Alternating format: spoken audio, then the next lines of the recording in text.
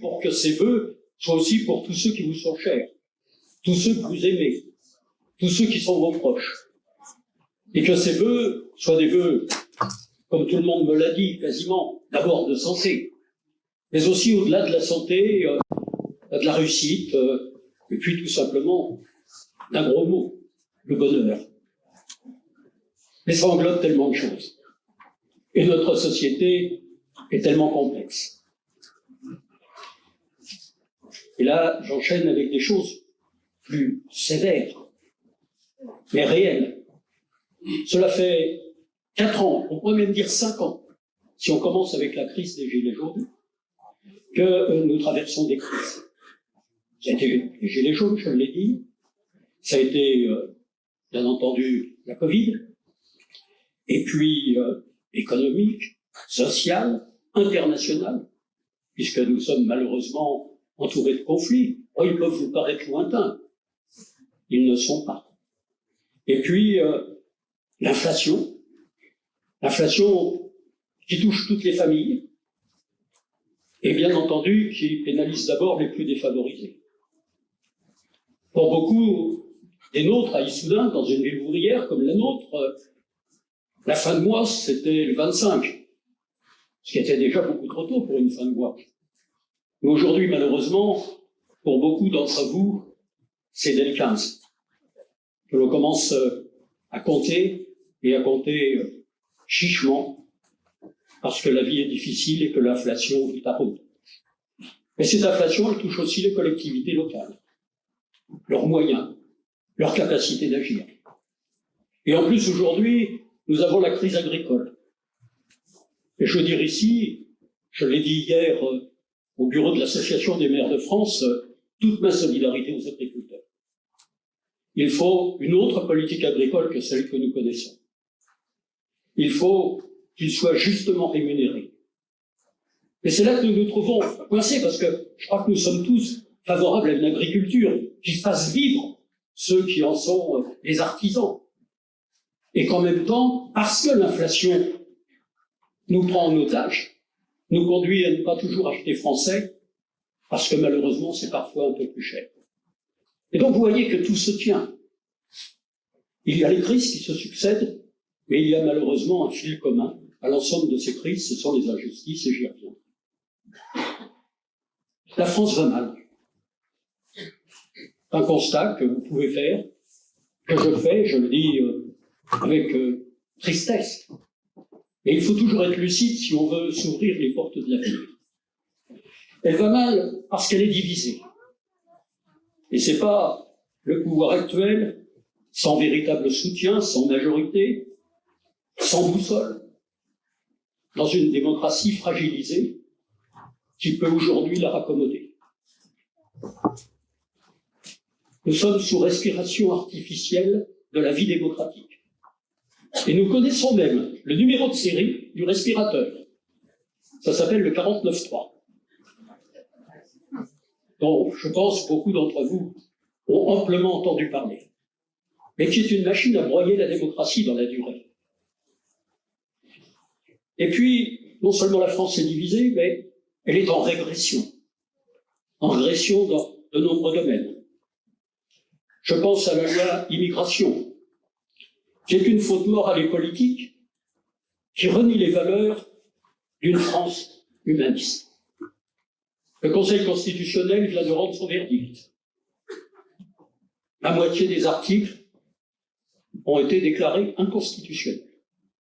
Autrement dit, bafouant la loi commune, qui est celle de la République française. Mais même une fois débarrassé de ces 35 articles qui ont été mis en cause, je considère que ce qui reste de cette loi n'est pas à la hauteur des valeurs républicaines et humanistes qui sont historiquement celles de la France. Mais c'est aussi, j'allais dire, le recul de la démocratie sociale. La loi sur les retraites, qui est passée au fameux 49.3 que j'évoquais il y a quelques instants, et qui, bien entendu, touche prioritairement les plus fragiles, les plus en difficulté. Et puis, j'allais dire, c'est aussi une France qui sacrifie ses services publics. La santé, Tout le monde m'a dit « bonne santé ». Cette bonne santé, je souhaiterais qu'elle soit totalement collective, mais nous voyons malheureusement se raréfier les moyens de la santé. Et quand j'ai entendu le président de la République dans sa très très longue conférence de presse, plus de 2 heures, malheureusement je n'y ai rien entendu qui permette de juguler la crise sanitaire. La santé, mais pas seulement l'école. L'école de la République est affaiblie. Et quand l'école de la République est affaiblie, c'est la République elle-même qui est affaiblie. Et puis, je pourrais en citer d'autres, mais je citerai les transports. Puisque demain, j'ai appelé les habitants de notre territoire à venir devant la gare pour défendre les transports ferroviaires. J'aurai l'occasion de m'exprimer demain matin plus longuement sur le sujet, et c'est un élément essentiel. C'est souvent l'instrument pour aller au travail, mais aussi pour s'évader, mais aussi pour aller voir ses amis, sa famille. C'est aussi l'un des moyens les plus écologiques de se déplacer. Or, aujourd'hui, nous voyons décliner de manière trop importante ce service qui devrait être au contraire universel et, j'allais dire, modernisé. Et puis, non seulement elle est divisée en régression, mais elle est inégalitaire. Jamais les inégalités n'ont été aussi fortes, il suffit de regarder tous les comptes de la nation. Jamais les inégalités n'ont été aussi fortes dans notre pays. Et quand, dans un pays, les inégalités l'emportent pour une immense partie de nos concitoyens, pas seulement les plus pauvres, bien entendu, ils sont plus frappés que les autres, mais aussi ce qu'on appelle, j'aime pas l'expression, les classes moyennes, qui aujourd'hui en sont aussi affectées. Quand il n'y a plus l'espoir que nos enfants ou nos petits-enfants vivent plus heureux que nous n'avons vécu nous-mêmes, ce qui était une des grandes aspirations de l'ensemble du XXe siècle. Nos enfants, ils vivront une société bien meilleure que la nôtre. J'entendais ça de ma grand-mère, de mes parents. Et je suis sûr que vous êtes comme moi. Alors, pour les plus jeunes, pas forcément de leurs grands-parents ou de leurs arrière-grands-parents. Mais oui, on espérait. Et au moment où ce lien n'existe plus, alors c'est le chaos de la société qui nous menace. Parce que quand les inégalités l'emportent sur tout, alors pourquoi vouloir avoir, j'allais dire, une démarche collective qui englobe des aspirations généreuses? Cela conduit à l'isolement, au recroquevillement et affaiblit l'ensemble de notre société. Tout cela, bien entendu, conduit à une crise de confiance en l'État, en l'exécutif. La commune devient le point de repère pour beaucoup. Le point de repère parce que la commune, c'est le pilier de la République. C'est le lien de proximité par excellence, mais aussi de l'humanité, parce que nous sommes proches les uns des autres. Et puis, ça nous met en première ligne, nous les communes, alors que nos moyens sont en régression. Et aujourd'hui, les maires, leurs équipes, sont souvent à la fois le premier recours pour beaucoup d'entre nous, mais aussi le dernier espoir. Et ça n'est pas simple parce que nous n'avons pas de baguette magique et que nous n'avons pas forcément la capacité à répondre à toutes les attentes. C'est dans ce contexte que nous devons localement faire face. Je le disais là, il y a quelques instants, avec des charges qui augmentent. L'inflation pour les communes a même été plus importante que pour le panier de la ménagère. Le panier du maire, lui, a évolué de 6%, ce qui est considérable. Et en même temps, nos recettes sont en baisse. Et c'est quand même avec tout cela que nous devons agir, que nous devons répondre aux besoins. En 2023, vous le savez, frappés par les crises et le choc énergétique en particulier, nous avons dû prendre des décisions difficiles. Et ces décisions difficiles nous ont permis de rétablir les équilibres. Et donc, de permettre que 2024 soit une année de rebond. C'est le philosophe Sénèque qui disait « Il n'est pas de vent favorable pour celui qui ne sait où il va ». Pour trouver le vent favorable, eh bien, notre devoir, c'est de fixer le cap. C'est de préparer les 10 ans à venir, l'horizon 2030 et plus. Être maire, être élu, ça n'est pas regarder le bout de ses chaussures. C'est d'imaginer sa ville, d'imaginer sa communauté, à 10 ans, à 15 ans. Oh, utopie, direz-vous. Oui, mais René Char, le poète, disait « L'utopie est la lanterne qui éclaire notre avenir ». Alors oui, ayons un peu d'utopie. Les objectifs, c'est de réinventer le vivre ensemble, aujourd'hui gravement atteint. C'est de redonner du sens à l'action publique. Cela passe, à mon sens, vous pourriez faire une autre liste que celle que je vais vous donner, par 7 piliers de l'action. Premier de ces piliers, mais ils sont tous importants, c'est l'école. J'ai déjà eu l'occasion de dire que c'était fondamental dans une république, dans un pays comme le nôtre, qui se veut développer, et dont malheureusement les résultats de la formation sont en berne. Et donc il faut que soit repris ce chantier.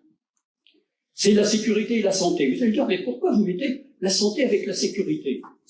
Ben, tout simplement parce que, je le disais tout à l'heure, c'est le premier de vos soins, la santé. Mais c'est la première sécurité aussi de chacune et de chacun d'entre nous.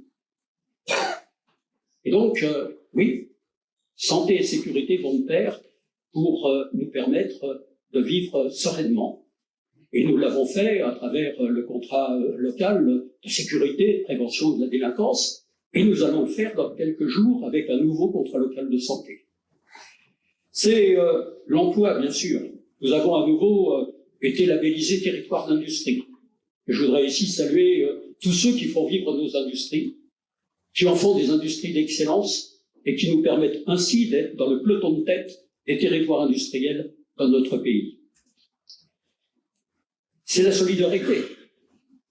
J'ai coutume de dire, peut-être m'avez-vous déjà entendu, dire qu'une ville n'est solidaire que si elle est solidaire.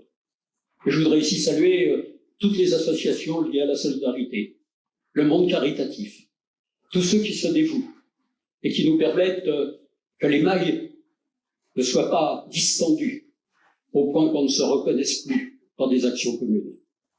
C'est la transition écologique, bien sûr. C'est l'eau, et nous aurons bientôt un plan à 15 ans, ce qui concerne l'eau et l'assainissement. C'est la biodiversité avec un nouveau parc urbain. Ce sont les contrats de performance énergétique qui ont pour vocation, à la fin de 2024, toutes nos communes de la communauté, je l'espère, en tout cas c'est l'objectif, aient 100% de l'aide pour leur éclairage public. C'est le logement. Dans nos cœurs de village, dans notre cœur de ville, il y a déjà toute une série d'opérations, ce qui sera l'emblématique opération Marx d'Ormois, mais aussi le commissariat qui est en cours de rénovation, de transformation. Et puis c'est enfin la culture et le sport, qui sont des éléments essentiels du bien-être de chacune et de chacun.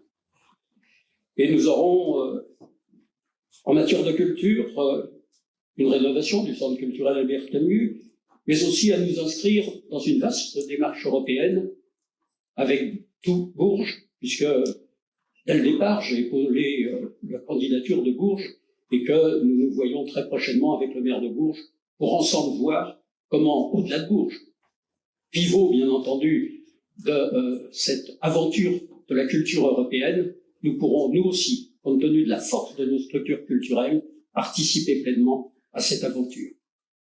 Et puis en matière de sport, c'est la piscine qui va réouvrir, elle est en cours de travaux, vous le savez, et dont l'objectif est qu'elle ouvre à nouveau à l'été. C'est aussi la salle de hand qui va être rénovée. Et puis ce sont de grands événements, le passage de la flamme olympique dans quelques semaines, et puis le passage du Tour de France. Sur tous ces sujets, la lutte contre les inégalités doit être au cœur de notre action, doit en être le fil rouge, afin de donner du sens localement à ce que j'appelais un nouveau contrat social, qui seul peut éviter les divisions et les chaos. Tout cela peut vous paraître trop, être une immense ambition, direz-vous peut-être. Mais je vous répondrai en citant Saint-Exupéry. Saint-Exupéry a écrit « Pour ce qui est de l'avenir, il ne s'agit pas de le prévoir, mais de le rendre possible. » L'avenir a besoin d'audace. C'est ma conviction absolue. Alors, très simplement, tous ensemble, soyons inventifs, combatifs, courageux et solidaires. Merci à chacune et à chacun d'entre vous.